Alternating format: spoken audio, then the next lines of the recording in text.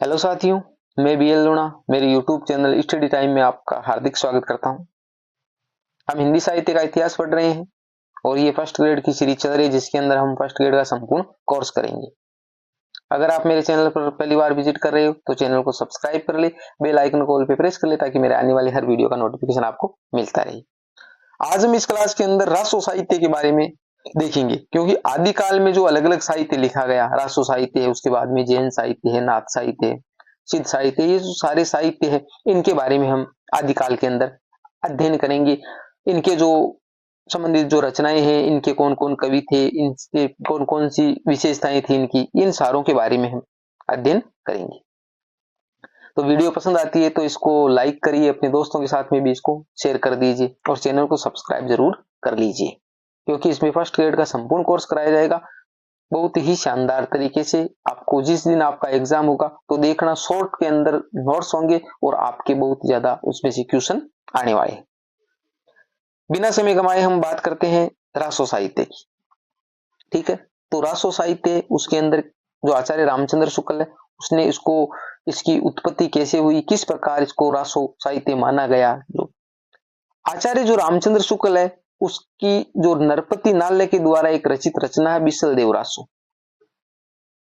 नरपति नाल्य है, उस नरपति नाल्य की रचना है विसल देव रासो। उस विसल देव रासो जो आचार्य रामचंद्र शुक्ल है उन्होंने क्या कहा है कि उल्लेखित निम्न पद के आधार पर रासो शब्द की व्युत्पत्ति मानिए रसायन शब्द से। यानी आचार्य रामचंद्र शुक्ल का मानना है जो नरपति नाल्य है, उस नरपति नाल्य की रचना है विसल देव रासो, और उस विसल देव रासो में एक शब्द आया रसायन। उस रसायन के आधार पर ही माना है कि रासो की उत्पत्ति हुई है। कैसे हुई है यहां देखो। 1272 मझारी जेठ बदी नवमी बुधवारी नाले रसायन आरंभ है शारदा तुठी ब्रह्म कुमारी। 1272, यानी यहां से 1272 यहां लिखा गया है। 1272 मझारी, मझारी यानी बीच में, 1272 के बीच में। जेठ बदी, जेठ बदी का मतलब होता है जेठ का जो महीना था, जो हमारे हिंदी जो मास होते हैं श्रावण भादवा आसोज, तो जेठ का जो महीना था, बदी का मतलब जैसे हमारे कृष्ण पक्ष होता है और शुक्ल पक्ष, तो एक तो बदी होता है और एक शुद्धि होता है, बदी और शुद्धि। तो शुक्ल पक्ष है उसको शुद्धि कहा जाता है और जो कृष्ण पक्ष होता है उसको बदी कहा जाता है। तो 15-15 दिन का जो पखवाड़ा होता है तो बदी। नवमी यानी जो कृष्ण पक्ष की नवमी थी और वो वार बुधवार था, उस दिन उसकी रचना हुई। किसकी? जो ये विसल देव रासो, इसकी।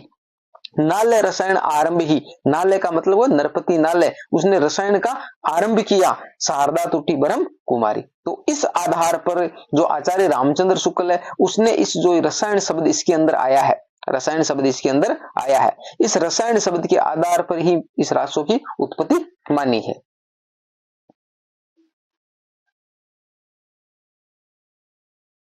आगे है हमारा आचार्य हजारी प्रसाद द्विवेदी ने रासो शब्द की व्युत्पत्ति संस्कृत के रासक शब्द से निम्न क्रमानुसार मानी है। यानी पूछा गया है कि आचार्य रामचंद्र शुक्ल ने रासो शब्द की उत्पत्ति मानी है रासक से, रहस्य से, रसायन से, ये अलग अलग ऐसे ऑप्शन देते। तो रसायन से जो मानने वाले वो आचार्य रामचंद्र शुक्ल है, और रसायनी किसके आधार पर, जो ये लाइन है, ये लाइन में जो रसायन शब्द आया उसके आधार पर। तो आचार्य रामचंद्र शुक्ल ने रसायन शब्द के आधार पर रासो की उत्पत्ति मानी है। और आचार्य जो हजारी प्रसाद द्विवेदी, उन्होंने रासो की शब्द की उत्पत्ति कैसे मानी है, ये जो संस्कृत में एक रासक शब्द में निम्न अनुसार मानी है कि एक तो रासक, रास्य है, रासा और रासो, यानी एक रासक शब्द है संस्कृत में, उस रासक शब्द से बना रास है, फिर उसका रासा बना, फिर रासो बना। इस क्रम के हिसाब से उसमें धीरे धीरे परिवर्तन आया और ये हमारा रासो शब्द बना। आगे देखो,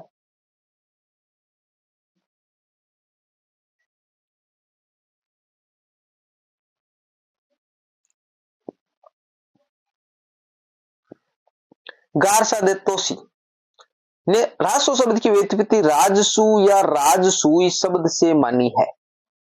तो अब देखिए, हमारे सामने एक शब्द हो गया रासक, एक हो गया रसायन, एक हो गया राजसू या राजसूई। ठीक है, अब रासक शब्द से मानने वाले हैं वो आचार्य हजारी प्रसाद द्विवेदी है, रसायन शब्द से मानने वाले आचार्य रामचंद्र शुक्ल है, और राजसु शब्द से मानने वाले कारसाद तासी है। तो तीनों विद्वानों के आपको अलग अलग याद होने चाहिए। उसके बाद में जो माना है कविराज श्यामलदास, कविराज श्यामलदास है, उसने क्या कहा है, कविराज श्यामलदास डॉक्टर काशी प्रसाद जायसवाल एवं नागरिक प्रचारणी सभा काशी द्वारा प्रकाशित ग्रंथ हिंदी शब्द सागर, यानी आचार्य रामचंद्र शुक्ल का जो हिंदी साहित्य का इतिहास है 1929 में प्रकाशित, 1929 में प्रकाशित, तो वो सबसे पहले है ना हिंदी शब्द सागर की भूमिका के रूप में प्रकाशित हुआ था हिंदी साहित्य के विकास के नाम से, हिंदी साहित्य के विकास के नाम से। तो ये कह रहा है कि हिंदी शब्द सागर के संपादकों ने रासो शब्द की व्युत्पत्ति रहस्य शब्द से मानी है। तो एक शब्द हमारे सामने ये रहस्य आ गया। अब देखो, कविराज श्यामलदास डॉक्टर काशी प्रसाद जायसवाल और नागरिक प्रचारणी सभा काशी द्वारा प्रकाशित ग्रंथ हिंदी शब्द सागर के संपादकों ने रासो शब्द की व्युत्पत्ति रहस्य शब्द, तो एक तो कविराज श्यामलदास हो जाएगा, काशी प्रसाद जायसवाल हो जाएगा, और नागरिक प्रचारणी सभा के जो संपादक है, तो इनका मानना है कि रासो शब्द की उत्पत्ति है वो रहस्य से हुई है। तो हमारे सामने रासक, रसायन, राजसु और रहस्य चार शब्द है वो आ गए, और इनके अलग अलग जो विद्वान है अलग अलग ने क्या माना है वो आपको अच्छे से याद रखना है। हजारी प्रसाद द्विवेदी नाम आई तो रासक करना है, आचार्य रामचंद्र शुक्ल के बारे में पूछा तो रसायन करना है, कारसाद तासी के बारे में पूछे तो राजसु या राजसुई करना है, और हमारा काशी नागरिक प्रचारणी सभा या कविराज श्यामलदास, काशी प्रसाद जायसवाल इनके बारे में पूछे तो रहस्य से इन्हें माना है। तो अच्छे से यहाँ तक हर चीज वो क्लियर हो गई होगी। तो रासो शब्द की उत्पत्ति अलग अलग विद्वानों ने अलग अलग तरीके से मानी है। डॉक्टर जो दशरथ शर्मा है रासो शब्द की व्युत्पत्ति रास शब्द से मानते हैं, तो चार ऊपर थे और एक ये हो गया। तो डॉक्टर दशरथ शर्मा है उन्होंने रासो शब्द की उत्पत्ति रास से मानी है। तो रास क्या है, जैसे हमारे रास साहित्य है, जो जैन साहित्य है उसको रास साहित्य भी बोला जाता है।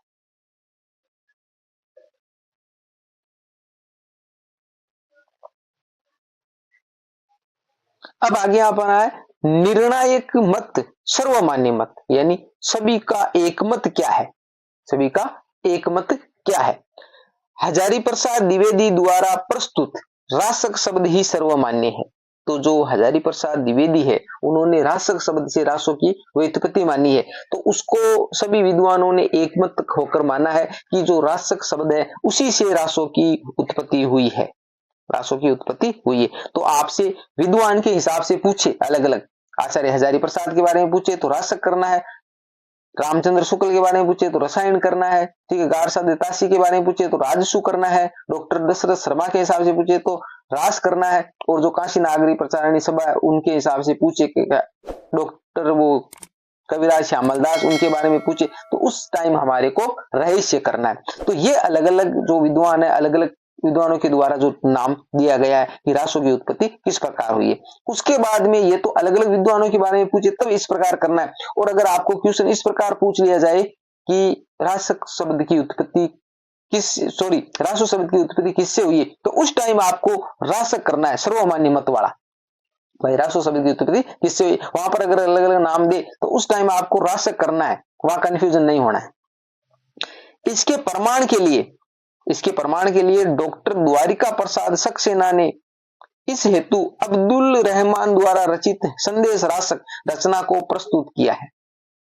ठीक है, यानी रासक शब्द से मानने का जो इसका विचार था सभी विद्वानों का, तो उसके मत में हमारे जो प्रमाण के लिए डॉक्टर द्वारिका प्रसाद सक्सेना है उन्होंने जो अब्दुल रहमान की एक रचना है संदेश रासक, ठीक है, उस संदेश रासक को प्रस्तुत किया है कि जो संदेश रासक में देखो ये जो रासक शब्द आया है उसके आधार पर ये माना गया है कि जो रासक शब्द है उसी से रासो निकला है। ठीक है,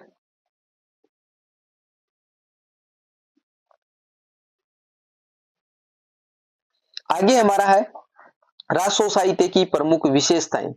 रासो साहित्य की प्रमुख विशेषताएं यानी रासो साहित्य हम किस प्रकार माने कि ये रासो साहित्य है, उसकी कुछ हमारे को विशेषताएं हैं वो नजर में रखनी है। तो रासो साहित्य की विशेषताओं में पहला है चारण कवियों द्वारा रचित, यानी चारण कवि।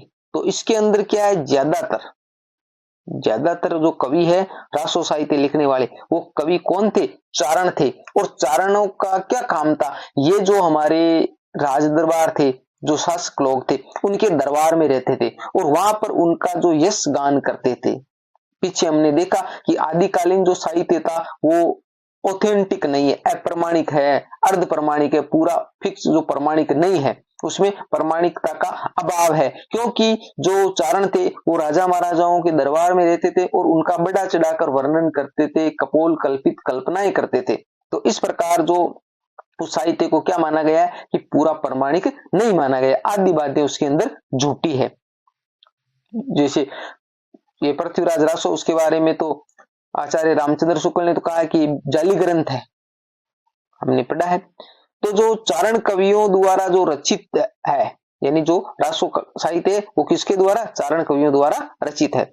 अपने आश्रयदाता के शौर्य एवं ऐश्वर्य का अतिशयोक्तिपूर्ण वर्णन, ये बात मैंने अभी ऊपर आपको बता दी है। क्योंकि अपने जो आश्रयदाता के पास ये रहते थे तो इनका घर उनके हिसाब से चलता था, तो ये उनकी झूठी प्रशंसाएं करते थे। तो उनके शौर्य का जो जितने वो मान होते नहीं थे उससे ज्यादा बढ़ा चढ़ाकर ये उनका वर्णन करते थे, अतिशयोक्तिपूर्ण वर्णन करते थे बढ़ा चढ़ाकर। रचनाओं में उस समय के सामंती जीवन की झलक, यानी उस समय जो सामंती जीवन था उसकी झलक हमारे को इनकी रचनाओं में, जो चारण कवियों द्वारा जो रचित साहित्य है, जो रासो साहित्य, उसके अंदर उस टाइम की जो सामंती जीवन था उसकी झलक हमारे को देखने को मिलती है।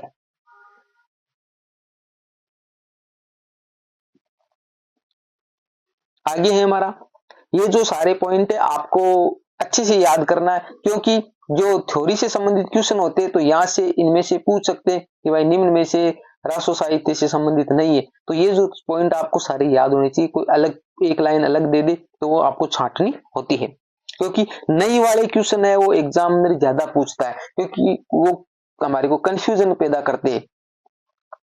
ऐतिहासिकता के साथ साथ कल्पना का भी समावेश, यानी इतिहास तो था ही उसके अंदर, इतिहास का तो इन्होंने वर्णन किया है, क्योंकि इनकी जो रचनाएं पढ़ते हैं तो हमें उस टाइम के जो माहौल था, ठीक है, उस टाइम का जो वातावरण था उसके बारे में हमारे को जानकारी मिलती है। परंतु ये कह रहे हैं कि इतिहास के साथ में इन्होंने कल्पना से भी कुछ चीजें उसके अंदर ऐड कर दी है।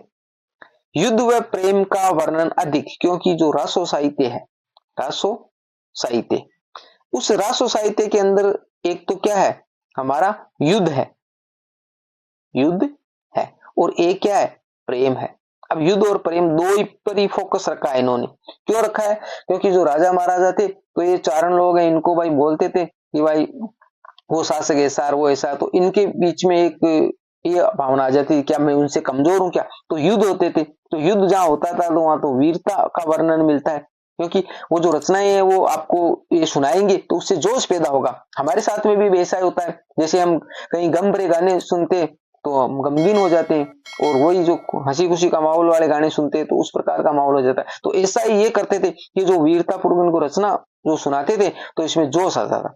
और श्रृंगार, ये जो एक दूसरे की जो वर्णन करते थे, वो नायिका ऐसी है वैसी है, तो जो श्रृंगार का वर्णन किया गया, तो इसमें वीरता और श्रृंगार ये दो ही वर्णन है जो हमारे को रासो साहित्य में देखने को मिलता है। मुख्य फोकस इन्होंने इसी पे रखा है। डिंगल व पिंगल शैली का प्रयोग, डिंगल और पिंगल शैली के बारे में मैंने आपको अच्छे से समझा दिया है कि डिंगल शैली क्या है और पिंगल शैली क्या है। यानी दोनों में अपभ्रंश भाषा है, अपभ्रंश के साथ में राजस्थानी के शब्द जुड़े तो डिंगल हो गई, और अपभ्रंश के साथ में ब्रज भाषा के शब्द जुड़े तो पिंगल हो गई। तो इसका मैंने अच्छे से आपको समझा दिया। ये दो ही शैलियां जो हमारे राष्ट्र साहित्य में देखने को मिलती है। विविध प्रकार की भाषा व अनेक प्रकार के छंदों का प्रयोग, यानी भाषा है वो अलग अलग प्रकार की भाषा काम में लिए और अलग अलग प्रकार के छंदों का भी इन्होंने राष्ट्र साहित्य में प्रयोग किया है। चारण कवियों की संकुचित मानसिकता का वर्णन, यानी ये पॉइंट है वो मोस्ट है।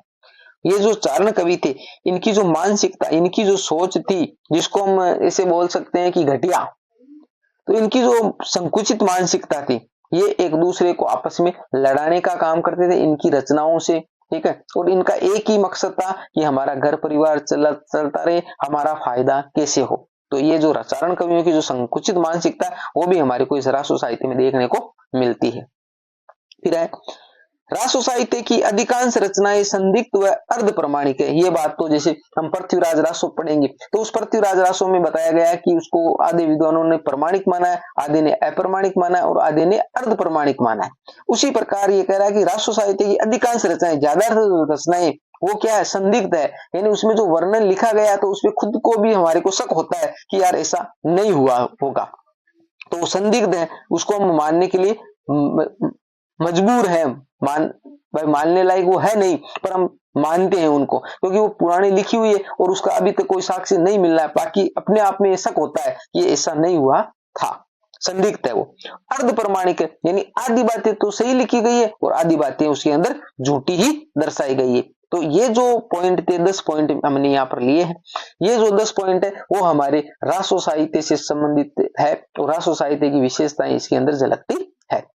अच्छे से आपको इसको याद करना है। इनमें से 1-2 पॉइंट है वो दूसरे देखकर आपसे पूछ सकता है, तो ये पॉइंट आपको अच्छे से याद होने चाहिए कि रासो साहित्य में ये वर्णन मिलता है हमारे को। अब आगे है हमारा रासो साहित्य की प्रमुख रचनाएं। तो ये जो रासो साहित्य की अलग अलग जो रचनाएं हैं हमारे, जैसे विशल देव रासो हो गई, पृथ्वीराज रासो हो गई, कुमार रासो हो गई, विजयपाल रासो हो गई, ठीक है। तो ये जो सारी रचनाएं उसके बारे में हम अच्छे से पढ़ेंगे, अच्छे से उसका विस्तार से देखेंगे। उनमें से एग्जाम में क्वेश्चन पूछे गए हैं और आगे पूछेंगे, ठीक है। ये क्लास आपको अच्छी लगी होगी, अच्छे से समझ में आया होगा। फिर भी किसी प्रकार का कोई डाउट कंफ्यूजन आपको रहता है तो आप निसंकोच मेरे को कमेंट कर सकते हो। जल्दी में कोई बात ऐसा भी हो सकता है कि मेरे मुंह से गलत निकल जाए और आप उसको याद कर लो, तो ऐसा नहीं है। अगर आपको कहीं वो अच्छे से आपने किसी गाइड में देखा और कोई बात गलत हो तो भी आप मेरे को कमेंट कर सकते हैं, क्योंकि गलतियां उसमें सुधार किया जा सकता है अगर हम सुधारना चाहे तो इसलिए आप मेरे को कमेंट कर सकते हो, बिना डरे बिना झिझके आप निसंकोच कमेंट करिए, तो उसमें आपको संशोधन जरूर करवाया जाएगा, ठीक है। मिलते हैं अगली वीडियो में, तब तक के लिए जय भीम जय भारत। चैनल को सब्सक्राइब नहीं किया तो सब्सक्राइब जरूर कर ले।